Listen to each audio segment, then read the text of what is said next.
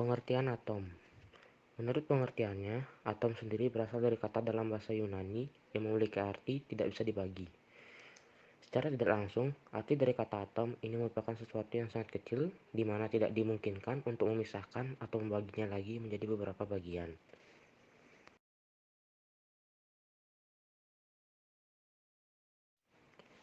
Asal-usul atom.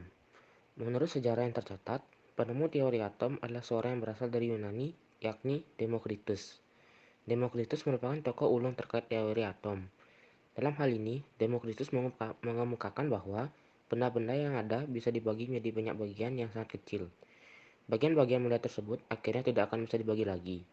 Menurutnya, atom sepenuhnya padat, tidak terdapat struktur internal, serta ada ruang kosong antar atom guna memberikan ruang untuk pergerakannya.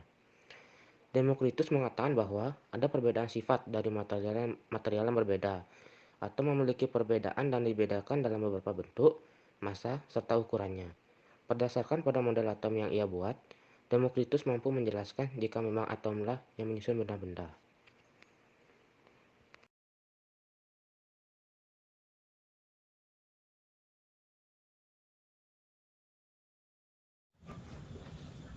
Perkembangan mengenai teori atom diawali oleh John Dalton. Ia mengemukakan pendapat awalnya mengenai atom pada tahun 1803. Pendapat Dalton didasari oleh dua hukum, yaitu hukum Lavoisier dan hukum Proust. Dalam penjelasannya, Lavoisier mengatakan bahwa massa total dari zat-zat sebelum reaksi akan selalu sama dengan massa total dari zat-zat yang dihasilkan dari reaksi. Sedangkan Proust mengatakan perbandingan massa pada unsur-unsur dalam suatu senyawa senantiasa akan selalu tetap. Dari kedua hukum tersebut, John Dalton mengemukakan pendapat terkait teori atom sebagai berikut. Atom merupakan bagian terkecil dari sebuah materi dan karena ukuran yang paling kecil sehingga tidak bisa lagi dibagi menjadi bagian lain. Atom digambarkan dengan bola pecah yang sangat kecil dengan kesimpulan bahwa suatu unsur memiliki atom-atom yang identik dan berbeda untuk unsur yang berbeda pula. Atom-atom bergabung untuk membentuk sebuah senyawa dengan perbandingan bilangan bulat serta sederhana. Dalam hal ini, misalkan air yang terdiri dari atom-atom hidrogen dan atom-atom oksigen. Reaksi kimia merupakan pemisahan dan juga penggabungan atau penyusunan kembali dari rangkai atom-atom sehingga atom tidak akan bisa diciptakan atau dimusnahkan.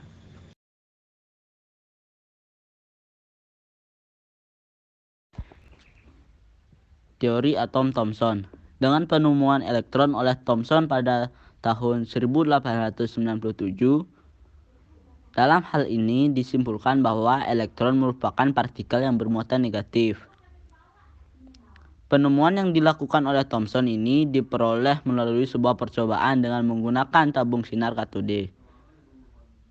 Berdasarkan percobaan tersebut, Thomson menyimpulkan bahwa sinar katode adalah sebuah partikel dikarenakan dapat memutar baling-baling yang diletakkan di antara anode dan katode.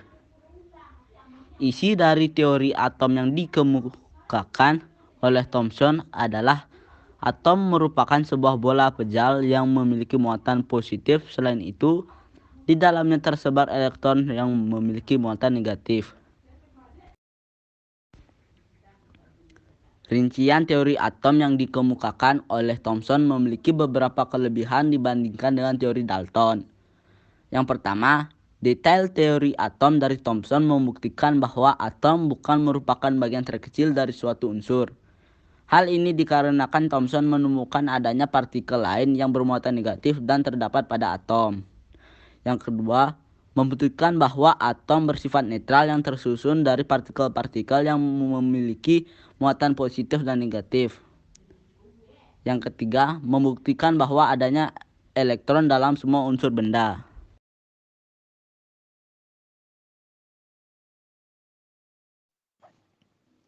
Teori atom Rutherford. Teori ini didasarkan pada eksperimen dengan melakukan penembakan partikel alfa terhadap lempeng emas. Eksperimen tersebut kemudian dikenal dengan eksperimen Geiger-Marsden. Nama dari eksperimen tersebut merupakan murid dari Rutherford pada waktu itu.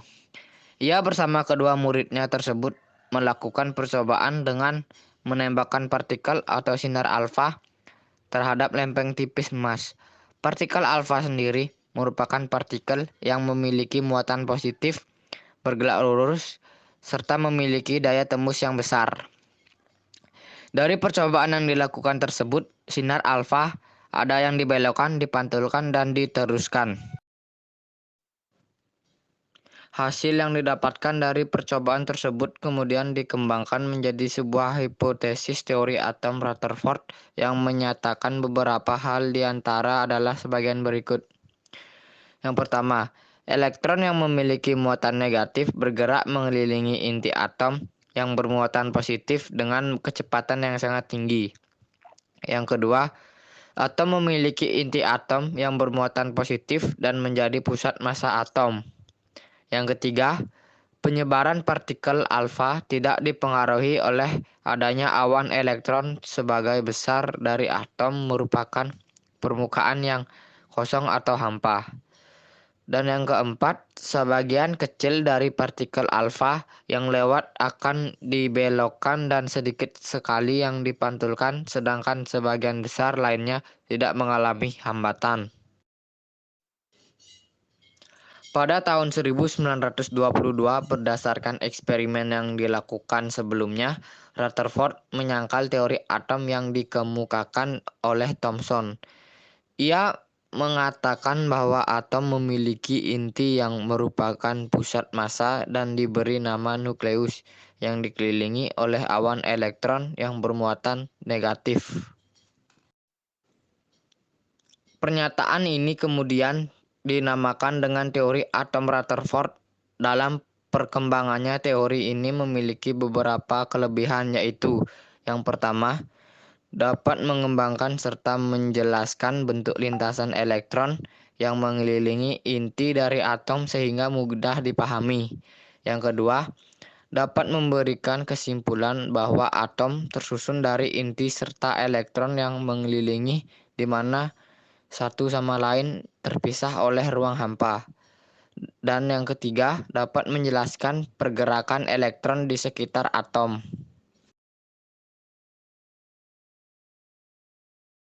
Teori atom Bohr.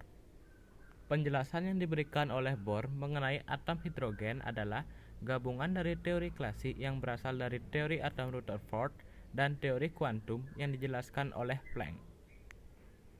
Adapun hipotesis dari Bohr terkait hasil eksperimen yang dilakukannya adalah sebagai berikut. Elektron dapat berpindah dari orbit satu ke orbit yang lain dengan dasar tingkatan energi. Elektron akan berpindah menuju ke orbit yang memiliki energi lebih tinggi jika elektron menyerap energi yang memiliki besaran sama dengan perbedaan energi antara dua orbit yang bersangkutan. Sebaliknya, elektron yang berpindah ke orbit yang memiliki energi lebih rendah akan memancarkan radiasi yang teramati sebagai spektrum garis yang besarnya sama dengan perbedaan energi antara kedua orbit yang bersangkutan. Elektron akan berada dalam energi stasioner dan tidak memancarkan energi selama dalam orbitnya. Jika elektron berpindah dan menepati orbit yang lebih tinggi, maka atom dalam molekul berada dalam tingkat tereksitasi. Jika elektron berpindah dan menepati orbit yang lebih rendah, maka atom dan molekul berada dalam tingkat dasar. Elektron mengelilingi inti atom dalam orbit tertentu yang berbentuk lingkaran dan disebut dengan kulit elektron, di mana dinyatakan dalam bentuk notasi K, L, M, N, dan seterusnya. Energi yang dimiliki elektron pada masing-masing orbit dapat memengaruhi besar kecilnya lingkaran orbit. Dalam hal ini, teori atom Bohr digambarkan seperti sebuah tata surya mini. Berdasarkan teori ini, maka elektron mengelilingi atom pada lintasan tertentu yang dinamakan dengan kulit elektron. Teori yang ditemukan oleh Bohr ini memiliki beberapa kelebihan, yaitu dapat menjelaskan tentang spektrum atom hidrogen secara akurat, dapat membuktikan adanya lintasan elektron untuk atom hidrogen, dapat memperbaiki kelemahan dari teori atom yang ditemukan oleh Rutherford.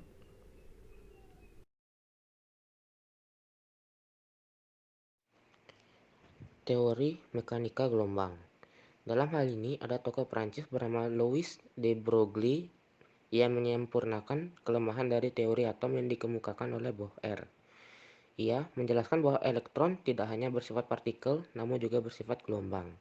Pendapat ini kemudian dikembangkan lagi oleh Edwin dan Werner dan melahirkan teori atom modern. Teori ini juga disebut dengan nama teori atom mekanika kuantum. Dasar dari teori ini adalah gerakan elektron dalam mengelilingi inti bersifat layaknya sebuah gelombang. Hingga saat ini, teori ini merupakan teori paling mutakhir terkait atom.